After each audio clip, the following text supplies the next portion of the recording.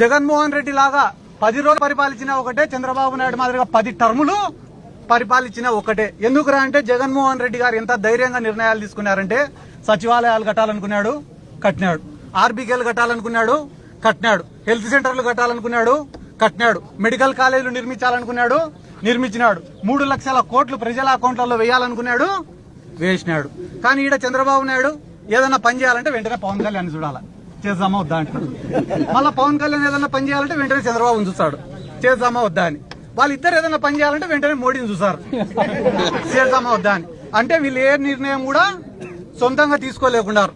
ఈ రోజు వీళ్ళు ఏదైనా ఒక స్కీమ్ పెట్టినారంటే ఖచ్చితంగా దాంట్లో స్కామ్ ఉంటుంది. గతంలో హ్యాపీ సండే, దోమల పైన దండయాత్ర, ఇప్పుడు రీసెంట్ గా ఏంద్రా అంటే యోగాంధ్ర. ఎవరైనా చంద్రబాబు నాయుడు గారి దగ్గరికి పోయి సార్ మాకు ఫీజు రీఎంబర్స్మెంట్ ఏమైంది సార్ అంటే ఊపిరి గట్టిగా పీల్చండి, స్లో వదలండి అంటాడు. నిన్న యోగాంధ్రాకు ఎంత ఖర్చు పెట్టినారన్నా?